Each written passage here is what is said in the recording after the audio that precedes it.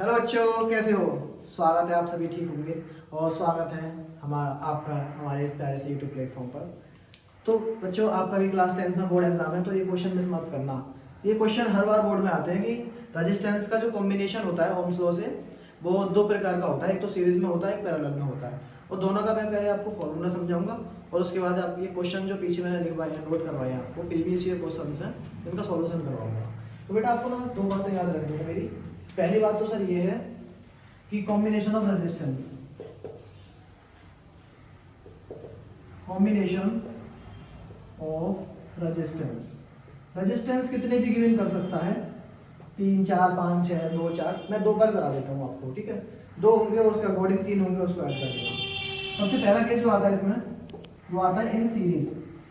बेटा जो सीरीज में कॉम्बिनेशन होता है बेटा, वो होता है आर इक्विवेलेंट, यानी दो रेजिस्टेंस का इक्विवेलेंट जो होगा वो हो जाएगा आपका R1 प्लस R2। ये हो जाएगा बेटा R1 प्लस R2, दोनों ऐड हो जाएंगे। 3 दे रखे हैं, 4 दे रखे हैं, कितने भी दे रखे हैं, सभी को लाइन से ऐड कर दो, ठीक है? दूसरा होता है पैरेलल का केस, इन पैरेलल। प्यारे बच्चों, पैरेलल में होता क्या है, 1/R equivalent is equal to होता है 1/R1 प्लस 1/R2। अगर कभी कभी आपको डायरेक्ट करने हो, सरल बता रहा हूँ ट्रिक क्या होती है, दो रेजिस्टेंस इक्वल हो और उनका इक्विवेलेंट रेजिस्टेंस पूछा है, तो इक्विवेलेंट रेजिस्टेंस निकल कर आता है दोनों रेजिस्टेंस, एक रेजिस्टेंस का हाफ कर दो। कॉन्सेप्ट यहीं से निकल कर आता है।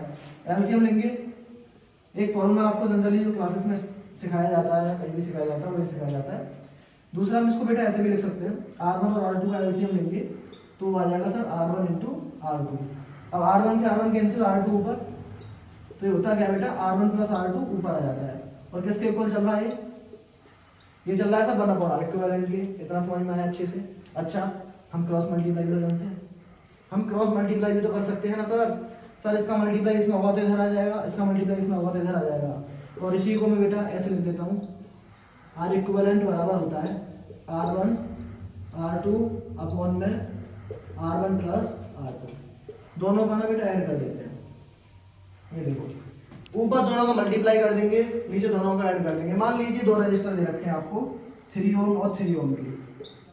ये दो रजिस्टर हैं और ये पैरेलल में कनेक्ट है, और इन दोनों के बीच का मुझे आर इक्विवेलेंट निकालना है। पैरेलल वाले केस में तो क्या करते हैं, दोनों का मल्टीप्लाई कर देते हैं, डायरेक्ट करते हैं, एमसीक्यू आता तो क्वेश्चन 3 इंटू 3 और दोनों को ऐड कर दो 6। इसको काटोगे 2 आएगा और 3/2 कितना होता है 1.5।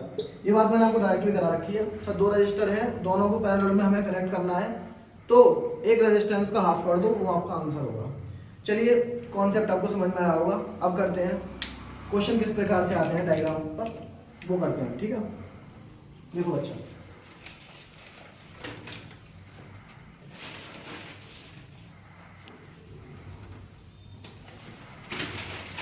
देखो बच्चा, ये है, ये आपका डायग्राम दे रखा है। सबसे वेरी इजी क्वेश्चन है, बहुत ही ज़्यादा इजी है। R1 और R2 जब करंट फ्लो होगा, यहाँ से ऐसे मान लो बैटरी लगाई हुई है, करंट फ्लो होगा तो आपका करंट जब फ्लो होगा तो इधर डिवाइड हो जाएगा। जब भी करंट डिवाइड होता है तो पैरेलल का केस बनता है। तो यहाँ पर जो 1 ओम और 1 ओम है वो किस में है, पैरेलल में है। तो इसका सॉल्यूशन करेंगे। आपको कैसे लिखना है कि 1 ohm and 1 ohm are in parallel, ये दोनों के दोनों पैरेलल में है, तो इन दोनों के बीच का जो रेजिस्टेंस होगा मैंने मान लिया R डैश। तो R डैश की जो वैल्यू आएगी वो कितनी आएगी बेटा, दोनों को मल्टीप्लाई करते हैं, R1 R2 अपॉन में R1 प्लस R2। उसी तरीके से जो मैंने यहाँ दिखाया है, ये वाला फॉर्मूला यूज किया है, जिससे जल्दी हो जाए कैलकुलेशन, एलसीएम वगैरह लेना पड़े। तो R1 R2 कितना हो जाएगा 1 इंटू 1, और दोनों को ऐड करेंगे 2। 1/2 कितना होता है बेटा 0.5 ओम। ये एक लाइन में हो गया। सर आप कह रहे हो सर ये समझ में नहीं आया, मैं कह दूँगा उससे समझा दे रहा हूँ, मुझे कोई दिक्कत नहीं बेटा, जैसे आपको समझ में आए।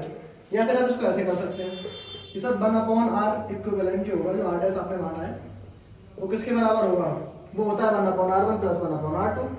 तो 1/1 प्लस 1/1 एलसीएम लोगे नीचे, और 1/1 1 ही होता है, यहाँ पर ही 1/1 1 ही होता है। तो ओवरऑल बेटा किसके बराबर आएगा 2, कुछ नहीं होता तो 1 मान लेते हैं। अच्छा, तो R डैश की वैल्यू कितनी आ जाएगी 1/2, ये इधर क्रॉस मल्टीप्लाई हो जाता है, और 1/2 का मतलब है 0.5 ओम। जैसे भी आपको समझ में आ रहा हो वैसे समझ लो। अब मैं फिलहाल इसको मिटा दे रहा हूँ, ठीक है?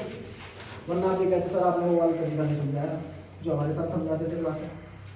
बेटा जो आपके सर समझाते हैं ना वो भी समझाऊंगा, जो ना समझाते हैं वो भी समझाऊंगा, बस आपको अपना प्यार बनाए रखना है इस चैनल पर। अब आते हैं बेटा जो हमने RS निकाला है वो 0.5 ओम के साथ किसमें हो जाएगा, सीरीज में हो जाएगा। ऐसे मान के चलो इन दोनों का इक्विवेलेंट आपने ऐड करा, इन दोनों का इक्विवेलेंट आपने जब सॉल्व किया तो किसके बराबर आ गया, वो बराबर आ गया 0.5 ओम के। अब देखो बच्चों दोनों के दोनों एक ही लाइन में आ गए, एक ही लाइन में आ गई, करंट ऐसे जाएगा साइन, ठीक है, रॉकेट की तरह जाएगा करंट, और दोनों किसमें हो जाएंगे, सीरीज में हो जाएंगे। तो 0.5 और 0.5 ये किसमें हो गए, ये किसमें हो गए बेटा, ये हो गए सीरीज में। तो आपको ऐसे लिखना है B note at in series, series में क्या होता है आपका जो बेटा R इक्विवेलेंट होता है वो होता है R1 प्लस R2 के, और R1 जो है वो R डैश है इस समय, तो R डैश की वैल्यू कितनी है 0.5 और R है आपका ये 0.5, दोनों को आप ऐड करोगे तो 1 ओम इसका आंसर आ जाएगा। उम्मीद है अच्छे से समझ में आया होगा। एक बार में समझ में नहीं आता तो 2 बार वीडियो देखिए, तीसरी बार में आपको गारंटी से लिख कर दे दूंगा, ये क्वेश्चन आपको समझ में आ जाएगा, ठीक है, समझ में आया था। हम नेक्स्ट क्वेश्चन पर बढ़ते हैं। देखो अच्छा क्वेश्चन क्या बोल रहा है, क्वेश्चन ये बोल रहा है सर 8 वोल्ट की बैटरी लगाई हुई है, 3 रजिस्टर है और प्रीवियस ईयर क्वेश्चन में आपको करा रहा हूँ, ठीक है। करंट जब फ्लो होगा, इलेक्ट्रॉन फ्लो होते हैं नेगेटिव टू पॉजिटिव की तरफ और करंट फ्लो होता है पॉजिटिव टू नेगेटिव की तरफ। करंट यहाँ से फ्लो हुआ, यहाँ से करंट आई जा रहा था, लेकिन रेजिस्टेंस का जो कॉम्बिनेशन है करंट डिवाइड हो गया, क्योंकि रेजिस्टेंस सभी के सभी किसमें है, पैरेलल में है। 8 ओम 12 ओम एंड 24 ओम तीनों रेजिस्टेंस आपके पैरेलल में। जब भी ऐसे कनेक्शन आपको दिखे बोर्ड में तो समझ जाना, तुरंत आंख बंद करके पैरेलल लगाना।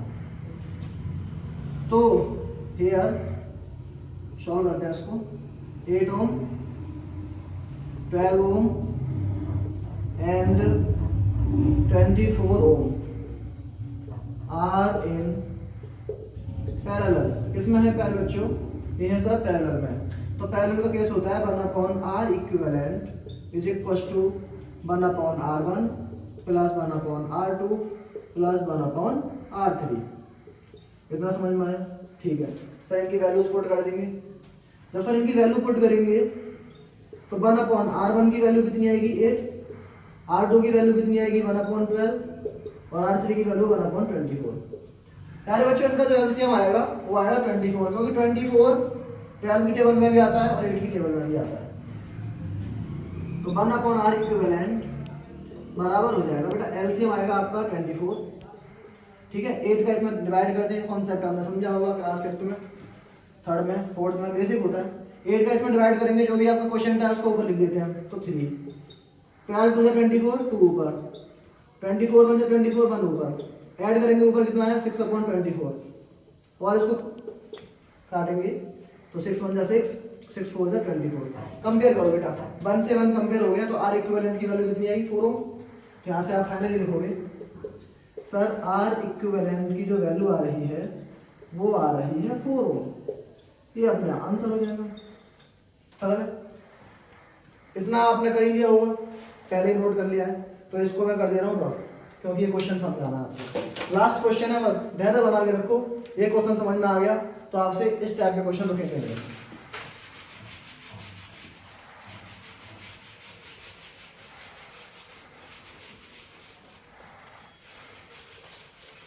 ये भी मिटा दिया मैंने, करो इसको 4 ओम करो, ठीक है। इस यहाँ पर आता है गिवन क्या डाटा, इस तरीके का डायग्राम दे रखा है आपको, सर्किट डायग्राम। यहाँ एमीटर लगा दिया है, बैटरी लगा दी है, ठीक है। और बैटरी जो वोल्टेज है करंट यहाँ से डिवाइड होगा, क्योंकि पॉजिटिव है नेगेटिव है पॉजिटिव है, करंट ऐसे फ्लो हो रहा है। R1 R2 R3 तीनों की वैल्यू कितनी है 30 ओम सर, R1 R2 R3 तीनों की वैल्यू कितनी है 30 ओम। R4 और R5 की वैल्यू है 20 ओम। और प्यारे बच्चों R6 जो अलग है यहाँ पर उसकी वैल्यू दे रखी 10 ओम। आपको वोल्टेज बैटरी का जो वोल्टेज दे रखा है वो दे रखा है 12 वोल्ट। तो आपसे पूछा है करंट फ्लो बताइए और इक्विवेलेंट रेजिस्टेंस बताइए R इक्विवेलेंट। तो बेटा जो R इक्विवेलेंट होगा ओम्स होगा V equal to IR, R equivalent हो जाएगा, वहां से करंट की वैल्यू निकाल लेंगे। कहने का मतलब है सर अगर हमें करंट की वैल्यू चाहिए तो हमें B और R दोनों होना चाहिए अपने पास। निकालते हैं सर, R की वैल्यू निकालते हैं। देखिए बेटा R1 R2 R3 जस्ट अभी करवा के आया हूँ आपको। R1 R2 R3 किस में है, पैरेलल में है, दिख रहा है। तो मैंने मान लिया R1 R2 and R3 are in parallel. ये तीनों के तीनों जो है वो पैरेलल में है।